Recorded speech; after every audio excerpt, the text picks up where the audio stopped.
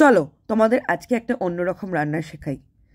আমি নাম রেখেছি পনির 65 চিলি বা চিলি 65 পনির। কি ইন্টারেস্টিং তো চলো দেখে নেওয়া যাক। আমাদের লাগবে পনির, লাগবে কর্নফ্লাওয়ার, আর পনিরগুলোকে হালকা হাতে সফটলি মেখে নিতে হবে, কারণ পনির হয় এমনিতেই নরম, আর নরম জিনিসকে বেশি চাপ দিলে সেগুলো ভেঙে যাওয়ার সম্ভাবনা থাকে। আপনারা দেখতেই পাচ্ছেন আমি এখানে কতটা সফটলি এটাকে মাখছি। আর আমি দিয়ে দিলাম গোলমরিচ আর নুন। আবার এটাকে সফটলি হালকা হাতে আমি মাসাজ করার মতন মেখে নেব। খাওয়ার দেখতে সুন্দর এবং খেতে সুস্বাদু দুই হতে হবে, তাই আমাদেরকে সেই দিকটাও খেয়াল রাখতে হবে।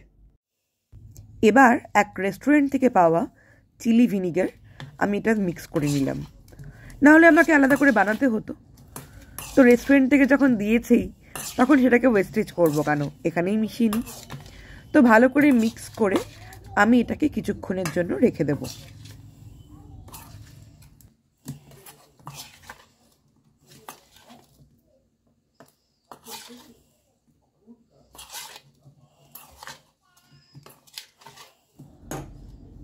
কড়াই বসিয়ে দিয়েছি, কড়াইটা গরম হচ্ছে। ইন বিটুইন আমি কারি পাতাগুলোকে কুচি কুচি করে কেটে একদম এই পনিরের মধ্যে ভালো করে মাখিয়ে নেব, কারণ এটা পনির 65 হচ্ছে। যখন আমরা 65 বলি তখনই আমাদের মনে হয় যে চিকেন 65, ওটাও আমার খুবই পছন্দের, কিন্তু এখন আমার একটু পনির খেতে ভালো লাগছে বেশি, মাছ মাংস সব কিছুর থেকে বেশি। তাই ভাবলাম যে পনির চিলি 65 করলে কেমন হয়।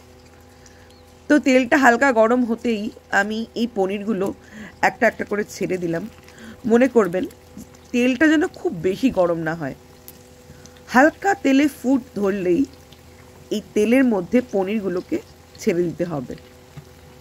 আমি একটু কড়া ভাজা পছন্দ করি, আপনারা নিজেদের মতন হালকা কড়া মিডিয়াম যা খুশিভাবে নিজেদের মতন নিজেদের টেস্ট অনুযায়ী এটাকে করতে পারেন। দেখেছেন কীরকম কড়কড়ে হয়েছে? এইটা আমার বরের জন্য, ও পনির ভাজা খেতে খুব ভালোবাসে। আমি রসুন আর আদা কুচি কুচি করে নিচ্ছি। আদাগুলো আমি জুলিয়ান কাট করেছি, আদা যদি মুখে পড়ে খুব ভালো লাগে। ক্যাপসিকাম আমি এখানে সরু সরু কেটেছি, খুব সরু না খুব মোটা না। আর পেঁয়াজগুলো যেমন আমরা চিলি চিকেনে দিই ঠিক সেই রকম।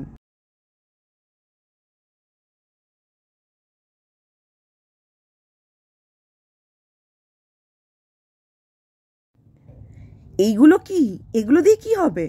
হ্যাঁ, এটাই তো মজা। আমি দেব এখানে শুকনো লঙ্কা কাঁচা লঙ্কার বদলে, আর শুকনো লঙ্কাটাকে আমি এরকম করে কাঁচি দিয়ে কেটে নিয়েছি। তাতেই তো হবে ঝাল। এই ঠান্ডায় একটু ঝাল ঝাল পনির 65 চিলি হলে কেমন লাগে? দারুণ লাগে। কড়াইতে আমি সাদা তেল দিয়ে নিয়েছি, আর তার মধ্যে আমি রসুন আর আদা কুচি দিয়ে নিলাম। 30 সেকেন্ড মতন ভাজা হবে, তারপরে আমি এই লঙ্কাগুলো দিয়ে দিলাম, শুকনো লঙ্কাগুলো, ঝাল হবে একদম। এরপর আমি একে একে ক্যাপসিকাম আর পেঁয়াজগুলোও দিলাম। এগুলো ভাজা হতে থাকুক। অনেকে কাঁচা কাঁচা ভাজা পছন্দ করে, আমি একটু কুকড পছন্দ করি, যাতে মুখে গিয়ে একদম মিশে যায়। কাঁচা কাঁচা থাকলে কচর মচর করলে সবসময় ভালো লাগে না। তো ভালো করে নাড়াচাড়া করতে হবে। আচ্ছা, এই রান্নাটার নাম চিলি পনির 65 কেন? শুধু পনির 65 বা শুধু চিলি পনির নয় কেন? কারণ তোমরা প্রথমেই দেখতে পেয়েছো এই রান্নাতে আমি ইউজ করেছি কারি পাতা, কিন্তু আমি 65 রান্নার মতন সর্ষে আর শুকনো লঙ্কা ফোড়ন দিইনি, না দিয়েছি কারি পাতা ফোড়ন। কারি পাতা আমি দেব, কিন্তু সেটা পরে। তো আমি এটাকে শুরু করেছি চিলি চিকেনের প্রসেস দিয়ে, কিন্তু আমি পনিরটাকে কারি পাতা দিয়ে ম্যারিনেট করেছিলাম, এবং রান্নাটা যতদূর এগোবে আমি কিন্তু কারি পাতাও অ্যাড করব। তো হলো এটা চিলি পনির 65। এবার আমি একে একে বিভিন্ন সস দিয়ে নিলাম, যেগুলো আমাদের চিলি চিকেন ইউজ হয় সেই সসই দিয়েছি। আর সিজমি সিডস দিলাম, একটু আজিনামোটো দিয়েছি। আজিনামোটো দিলে একটু টেস্টটা এনহ্যান্স করে, দারুণ দেখতে লাগছে। এই যে কারি পাতা, এটাও অ্যাড করে দিচ্ছি। এবার আমি কি করব, এবার আমি যেই পাত্রটার মধ্যে এই পনিরগুলোকে মিক্স করেছিলাম সেই পাত্র ধোয়া জল আমি দিয়ে নেব, কারণ তার মধ্যে কর্নফ্লাওয়ারগুলো লেগে লেগে আছে। তো তাতে একটু আঠা আঠা ভাব হবে আর চিলি চিকেনের মতন টেক্সচারটা আসবে। রেডি আমার চিলি পনির 65। খুব বেশি আহামরি মশলা দিইনি। Chilli sauce, tomato sauce, soya sauce, vinegar, আমি ঠিক সেই সব মশলাই দিয়েছি যেইগুলো চিলি চিকেন করতে লাগে।